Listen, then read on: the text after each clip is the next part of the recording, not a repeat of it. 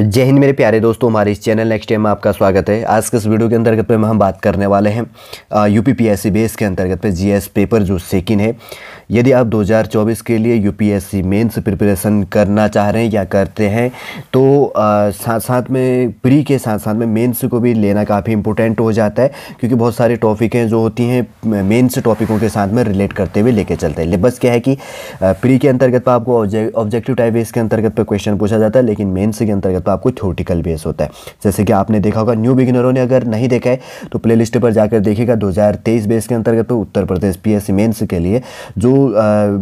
Paper हुए थे उनका पूरा हमने पीडीएफ बेस के अंतर्गत पर आपके लिए प्रोवाइड किया गया है, ठीक है ना। वैसे बेस के अंतर्गत पर भी और कम समय के अंतर्गत पर देखा था कि कैसे क्वेश्चन पूछे गए थे, उसके डिस्कस किया था। चलिए उसमें हम एक्स्ट्रा टाइम के अंतर्गत पर और डिस्कस करेंगे, लेकिन अभी हम बात करेंगे कि यूपीपीएससी बेस के अंतर्गत पे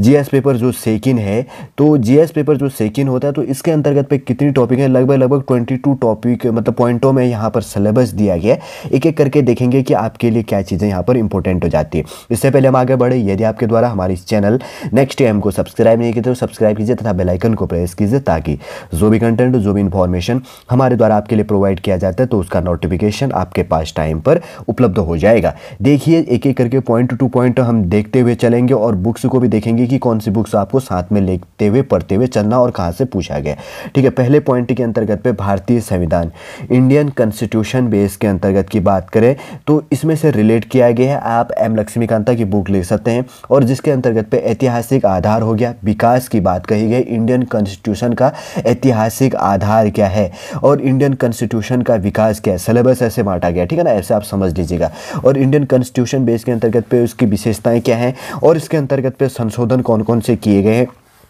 और महत्वपूर्ण इसके अंतर्गत पे प्रावधान क्या है तथा आधारभूत इसकी संरचना क्या है, और उसके साथ साथ में संविधान के आधारभूत प्रावधानों के विकास में उच्चतम न्यायालय की क्या भूमिका है। देखिए क्या कह रहे हैं, 7 के अंतर्गत पे संविधान के आधारभूत जो प्रावधानों के विकास के लिए आधारभूत जो प्रावधान किए गए हैं उनके विकास के अंतर्गत पे सुप्रीम कोर्ट का उच्चतम, ठीक है ना, उच्चतम न्यायालय की भूमिका क्या है, इससे संबंधित आपको रिलेट करते हुए पढ़ना है, ठीक है, समझ गए होंगे। दूसरा टॉपिक है इसी के अंतर्गत पे, दूसरा पॉइंट संघ एवं राज्यों के कार्य तथा उत्तरदायित्व, संघीय ढांचे से संबंधित विषय एवं चुनौतियां, स्थानीय स्तर पर शक्तियों और वित्त का हस्तांतरण और उसकी चुनौतियां। क्या कह रहा है, संघ एवं राज्यों के कार्य, संघ और राज्यों के कार्य तथा उनका उत्तरदायित्व क्या है, पॉइंटेड यहाँ पे मतलब कॉमा लगाया गया है, फिर स्टार्ट हो जाता है नया, संघीय ढांचे से संबंधित विषय एवं चुनौतियां क्या हैं, फिर उसके बाद में नया पॉइंट स्टार्ट हो जाता है, स्थानीय स्तर पर शक्तियों और वित्त का हस्तांतरण और उनकी चुनौतियां क्या हैं, इससे रिलेट करके आपको पढ़नी है। फिर उसके बाद में पॉइंट नंबर 3 की बात करेंगे तो केंद्र राज्य वित्तीय संबंधों में वित्त आयोग की क्या भूमिका है। क्या कह रहा है, केंद्र राज्य वित्त संबंधों में वित्त आयोग की भूमिका। देखिए सेंट्रल और स्टेट बेस के अंतर्गत पे वित्तीय संबंधों में क्या है कि वित्त आयोग की क्या भूमिका है, इसको रिलेट करना है। 4th नंबर पॉइंट की बात करें तो शक्तियों का पृथक्करण हो गया और उसके बाद में विवाद निवारण तंत्र तथा संस्थाएं होगी, फिर उसके बाद में वैकल्पिक विवाद निवारण तंत्रों का उदय एवं उनका प्रयोग हो गया। क्या है, पॉइंट नंबर 4 की बात करेंगे तो शक्तियों का जो पृथक्करण है, शक्तियों को कैसे बांटा गया है केंद्र राज्यों के बेस के अंतर्गत पे, फिर उसका विवाद निवारण तंत्र तथा संस्थाएं क्या है, इसके अंतर्गत क्या है, विवाद निवारण तंत्र क्या है और उसके अंतर्गत पर संस्थाएं बेस कैसे बनी गई हैं, और उसके बाद की बात करें तो वैकल्पिक विवाद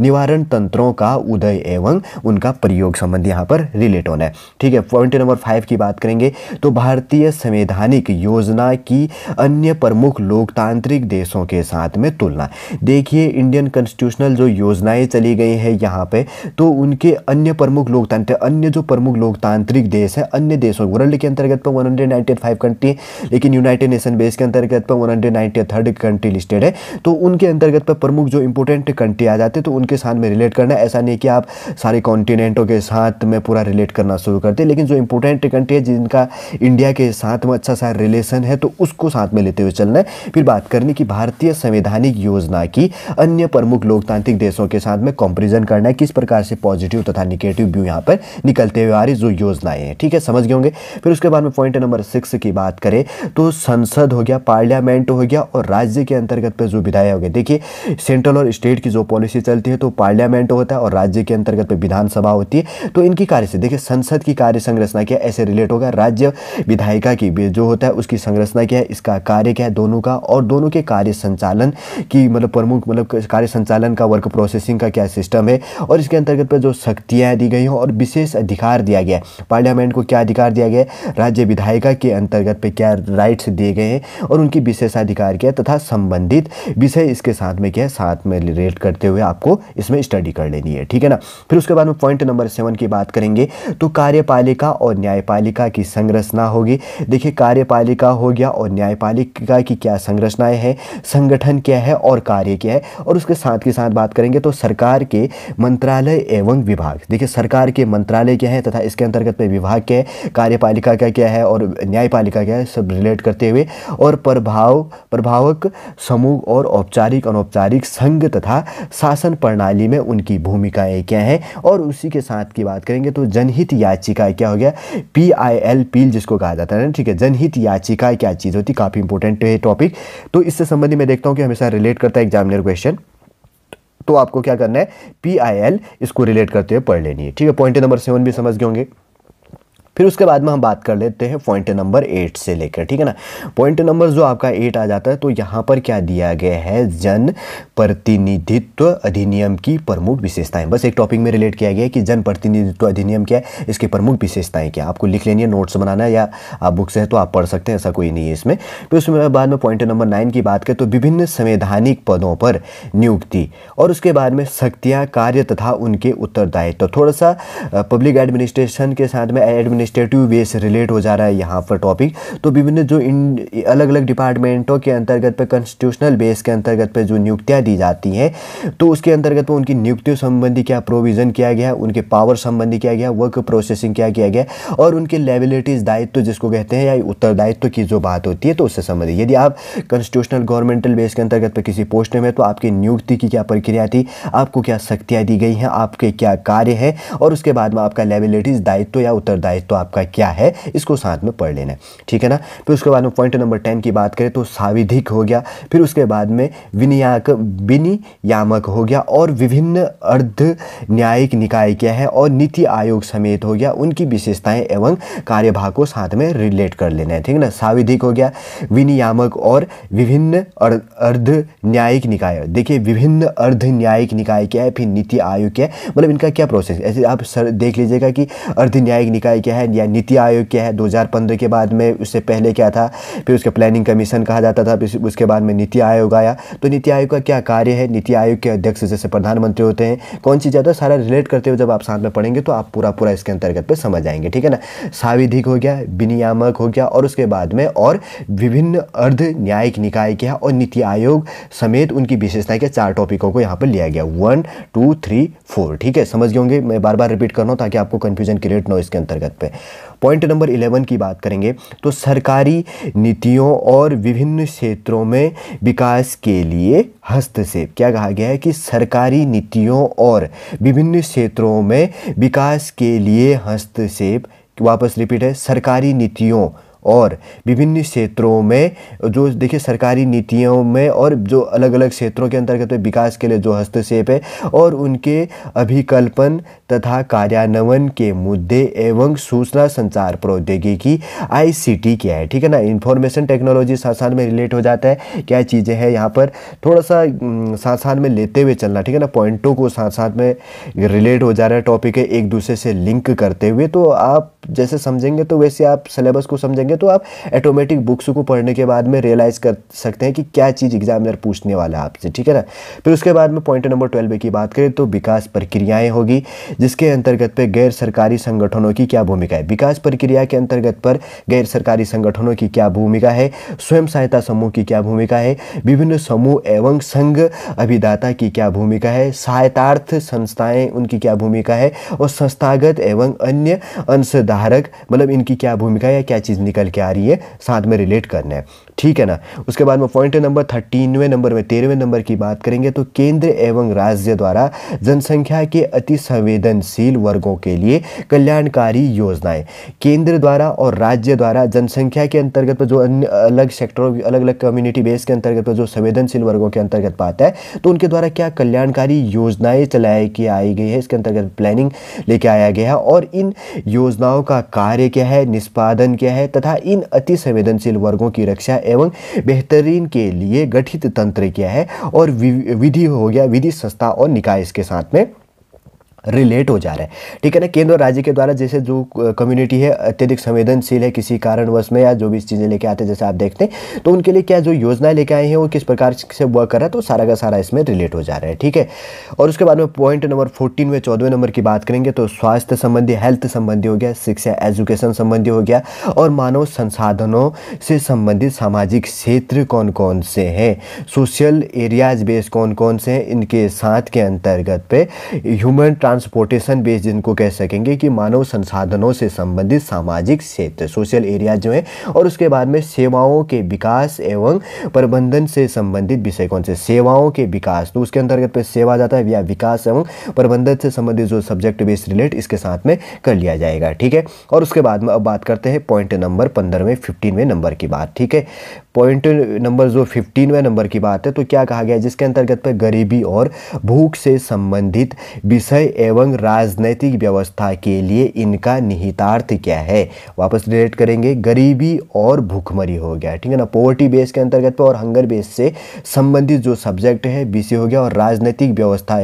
के लिए इनका निहितार्थ क्या है उसको रिलेट कर लेना है। और उसके बाद में पॉइंट नंबर 16 और 16 नंबर की बात करेंगे तो शासन व्यवस्था क्या है, पारदर्शिता और जवाबदेही के महत्वपूर्ण पक्ष क्या है, ई गवर्नेंस क्या है, अनुप्रयोग क्या है, मॉडल्स होगी, सफलताएं, सीमाएं और संभावनाएं, नागरिक चार्टर हो गया, और उसके बाद में पारदर्शिता एवं जवाबदेही और संस्थागत व अन्य उपाय इसके साथ में रिलेट हो जा रहा है, ठीक है। और उसके बाद में पॉइंट नंबर 17वें नंबर की बात करें तो 17वें नंबर का जो बात कही गई है, लोकतंत्र में उभरती हुई प्रवृत्तियों के संदर्भ में सिविल सेवकों की भूमिका। क्या कहा गया कि लोकतंत्र में उभरती हुई प्रवृत्तियों के संदर्भ में, देखिए जैसे मैंने कहा कि पब्लिक एडमिनिस्ट्रेटिव बेस का टॉपिक रिलेट हो गया, लोकतंत्र में उभरती हुई, जो लोकतंत्र के बेस के अंतर्गत पे उभरती हुई जो प्रवृत्तियों के संदर्भ में सिविल सेवकों की क्या भूमिका। यदि आप सिविल सेवक है लोकतंत्र बेस के अंतर्गत पे, तो आपकी उभरती हुई प्रवृत्तियों के बेस के अंतर्गत पे भूमिका, आपकी क्या भूमिका है उसको रिलेट करते हुए आपको पढ़ लेना है। पब्लिक एडमिनिस्ट्रेशन का कोई बुक ले लीजिएगा, या आप समझ जाएंगे। उसके बाद में पॉइंट नंबर 18वें नंबर की बात करते हैं, 18वें नंबर की बात कही गई यहाँ पर कि भारत एवं अन्य पड़ोसी देशों से उनके संबंध, इंडियन और इंटरनेशनल रिलेशन की आप बुक ले लीजिएगा कि उसमें बहुत अच्छा किताब दिया गया है, पुष्पेश पंत या कुछ एक्सेट्रा इस नाम से, तो उसमें पूरा का पूरा दिया गया कि इंडिया के अंतर्गत पर 195 बेस के अंतर्गत पर अलग अलग कॉन्टिनेंट बेस में किस कंट्री के साथ में क्या रिलेशन है, जैसे इंडिया के पड़ोसी देशों के साथ में कुछ, जैसे यूएसए के साथ में, रशिया के साथ में, या चाइना के साथ में, ऐसे करके जैसे इजराइल के साथ में, तो ये रिलेट करते हुए पूछ लेता है, ठीक है। देखिए अभी आने वाले टाइम पर जो रिलेशन बेस है, एक चीज़ आप ध्यान में दीजिएगा कि जो इस साल हो रहा है, जैसे अभी देखिए अभी यूक्रेनियन बेस के अंतर्गत पे यूक्रेन रूस जो विवाद चल रहा था उसको रिलेट करके एग्जामिनर ने पूछा। अभी जो इजराइल हमास बेस में जो अभी लड़ाई चल रही है 2023 वाले बेस में, तो उसी से रिलेटिव एक दो क्वेश्चन आपको यूपीएससी और यूपीपीएससी बेस के अंतर्गत पर भी मेंस में पूछते हुए 100% दिखाई देगा। ये चीज़ भी आपको ध्यान में देना है, ठीक है। या आप जिस स्टेट का भी प्रिपरेशन करते हो उस स्टेट का अगर मेंस होना है तो वहाँ पर रिलेट करके एग्जामिनर आपको क्वेश्चन पूछ लेगा,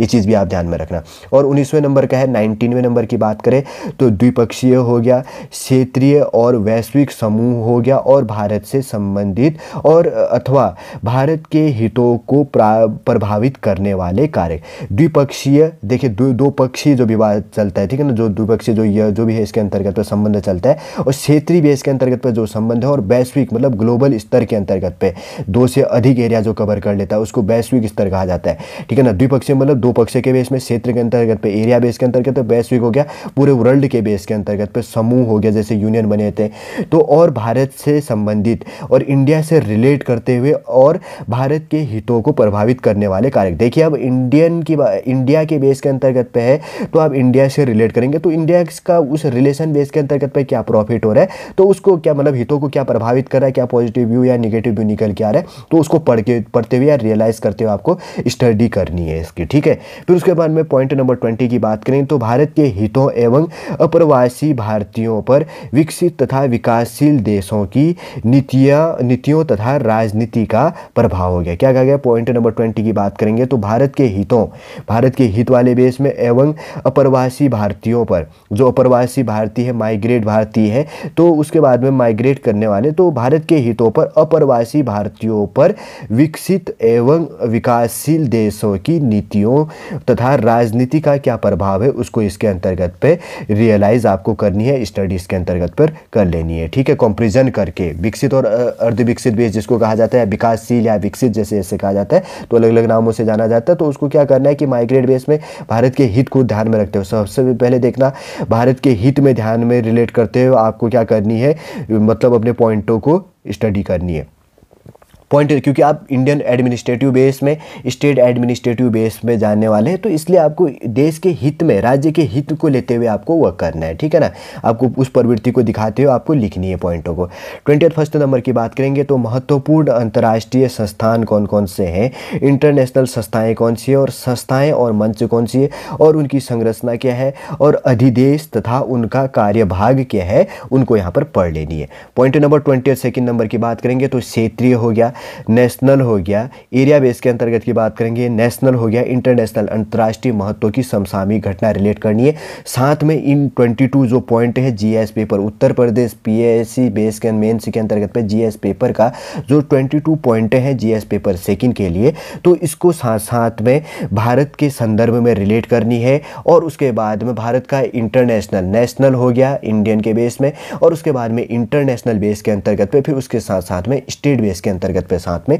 रिलेट करते हुए पढ़ना है और रिलेट करते हुए ही स्टडी पॉइंट, मतलब जो भी आपके पॉइंटों को लेते हुए चलते हैं तो उनको ऐसे रियलाइज करते हुए आपको स्टडी करनी है, ताकि जब आप लिखते हैं तो इसी आधार पर आपको मेंस के अंतर्गत पे पॉइंटों को बांटते हुए लिखना होता है, ठीक है ना। ये तजुर्बे बताए जा रहे हैं आपको शॉर्टली रूप से, यदि आप न्यू बिगनर हैं, नहीं तो आप अगर प्रिपरेशन करते हुए आ रहे हैं तो आप समझते हैं उन पॉइंटों को, ठीक है। चलिए दोस्तों समझ गए होंगे आज के इस वीडियो के अंतर्गत तो हमने बात करी Uttar Pradesh PSC GS paper mains second के अंतर्गत पे जो 22 पॉइंटों का सिलेबस बेस है, क्या क्या पॉइंट इसमें बांटी गई है, कैसे आपको इसके अंतर्गत पे सिलेबस को लेकर स्टडी करनी है। उम्मीद करूंगा दोस्तों शॉर्टली रूप से कम समय के अंतर्गत पर आप समझ गए होंगे। यदि आज का ये वीडियो आपके लिए मददगार साबित है तो लाइक कीजिएगा, कमेंट कीजिए और हमारे इस चैनल नेक्स्ट एम को सब्सक्राइब कीजिएगा। वापस हम नेक्स्ट वीडियो नेक्स्ट क्लास के अंतर्गत पे जीएस पेपर थर्ड को डिस्कस करने के लिए नेक्स्ट क्लास के अंतर्गत पे आपसे मिलेंगे। जय हिंद, जय भारत।